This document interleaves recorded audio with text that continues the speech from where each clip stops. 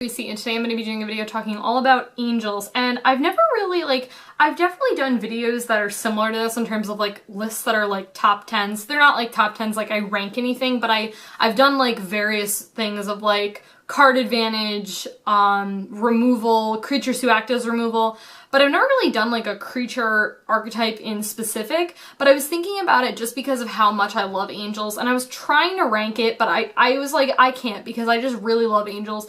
They're like my favorite archetype, I think. Yeah, I think they're our favorite archetype in Magic. I just love them. I think the art is just really beautiful in them. And yeah, so here are just 10. I'm definitely going to be doing more of these because like I said, I just find that they're so fantastic. This actually I'm talking all about specifically mono white, and I'm not doing that on purpose. I'm just doing that because these are all angels that I actually run in my Angel EDH deck. So I decided to do that, though there are some really sweet dual color angels and angels that are not in white. Yeah, let's get into it. The first angel is Avacyn, and she's just one of the big angels that come to mind, I think, when people talk about angels in general, and definitely comes to my mind just because she's my commander, and she's just really incredible. She's just totally worth like the 8 mana, especially if you're playing it in EDH when, like, let's be honest, like 8 mana really isn't anything. Especially if you're, you know, mana ramping. She's got that like 5 colorless, so like you can just run some like some colorless mana rocks and you can just easily cast her. Or I run Urza's Incubator, so she costs like 2 less, and you know, yeah. But Avacyn's just really sweet. I mean, to top it off, she's like an 8/8 flying vigilance. If you're running her as her commander, a couple of smacks from her, your opponent's just straight up dead off commander damage. And you know, casually having her and all other permanents you control indestructible. I run Addison with like a million board wipes, and it's great because you love everyone's board but your own. She's super, super incredible, definitely worth it. And I realized that there is apparently a promo of her, and I totally need it, and it's probably going to be like ridiculously expensive. Angel is Angel of Jubilation. This, to me, probably one of the most underrated angels, I think. Yeah, I definitely would say so.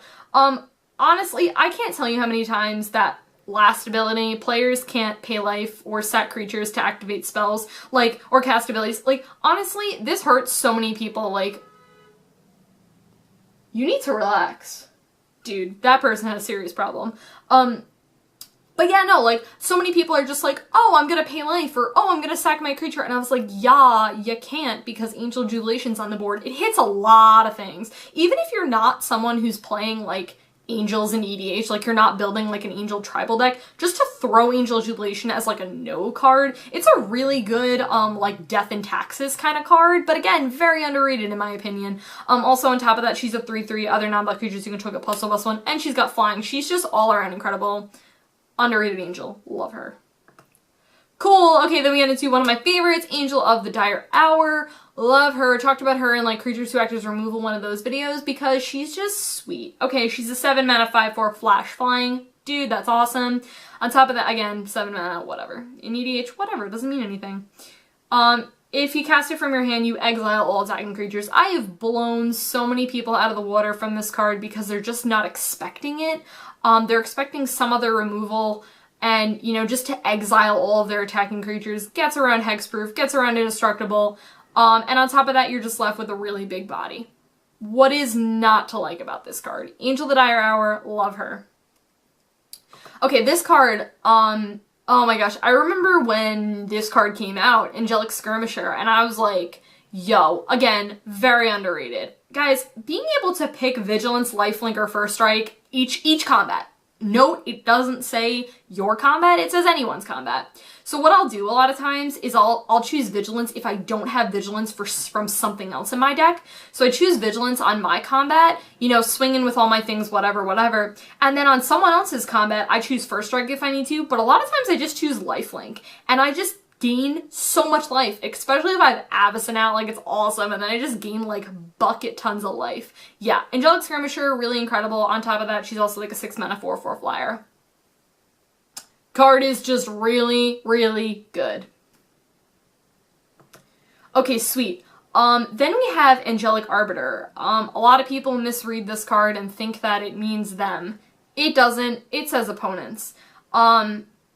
7 mana 5/6 flyer. Guys, like, each opponent who casts a spell can attack with creatures. This is super, super good in the late game.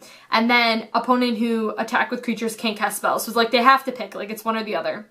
So what's like really great about this is just, well, like everything about this card. Again, it doesn't hurt you. It really, really hurts your opponent. It's a very political card. And just being able to stop your opponents from just either, you know, attacking if you're in like a really bad situation, if they need to cast their removal spell but they can't because you have this card and it means either attacking or like whatever. Yeah, it's just really, really good. I like this card a lot. Okay, another underrated card, Angelic Marshal. One of my favorites of all time, again, very underrated because it's a 4 mana 3/3 flyer, and then it has Lieutenant, which is a really interesting ability. As long as you control your commander, which, you know, if you're not playing Addison, again, even if you're not playing like Angel Tribal, this is just a really good card. If you have your commander, this and creatures you control get +2/+2 and have Vigilance. So you have your commander. This card just turns into a 5/5 flyer with Vigilance for 4 mana. Card's stupid, guys. Card is just amazing. So I synergize this with Avacyn, so Avacyn's casually like a 10/10. 3 hits from Addison and you're dead. Like, come on. Like, it's so good. Your whole team gets that buff, including her. Like, everything about this card is just incredible. It's really good, too, if you're running this with, like, a lower cost commander, because then you just pretty much always can cast your commander, and you make it so your entire team, it just gets massive. Like, just blows your opponents out of the water. Someone just said it's a Baneslayer Angel for 4. Sounds good. I mean, I wouldn't say it's a Baneslayer Angel. It's a really good card, but I would not say it's Baneslayer Angel. Okay, this card everyone knows. Linvala. I mean, I've talked about a couple underrated things, but Lindvala, guys. I mean, okay.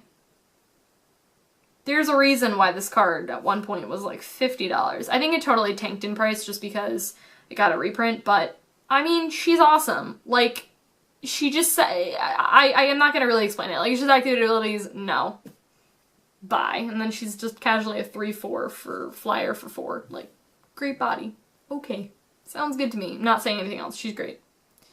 Another angel Platinum Angel.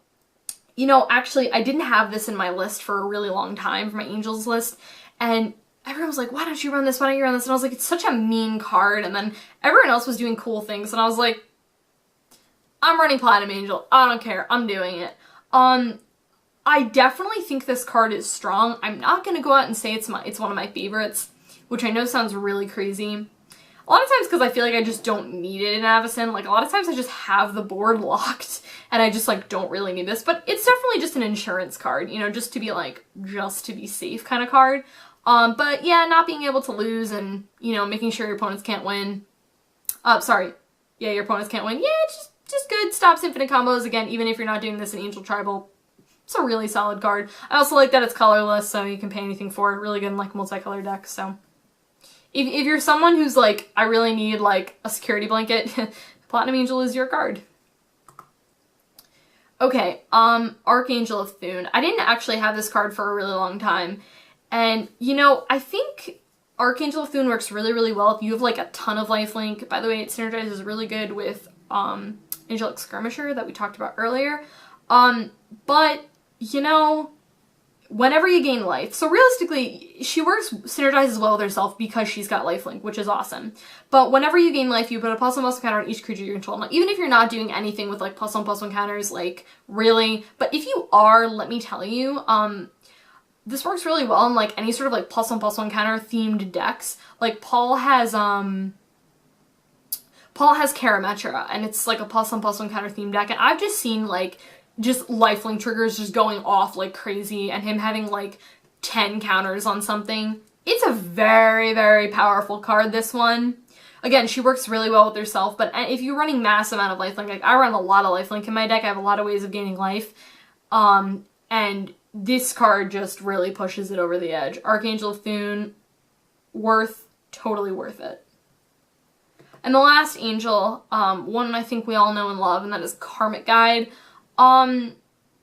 you know, I'm a huge fan of Graveyard Recursion. I am. And Indian Angels, I don't have that much. I have like her and I have like Amara Shepherd, but I don't really have that. And I have the land, Amara the Sky Ruin.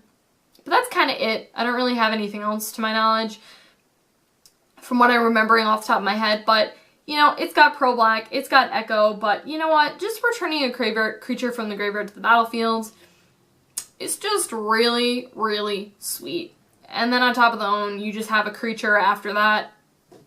Really, really good. Even if you're someone who's not trying to do a ton of graveyard recursion, but you want a little bit, and then you just got this nice body afterwards, you know, she's a really good card, so.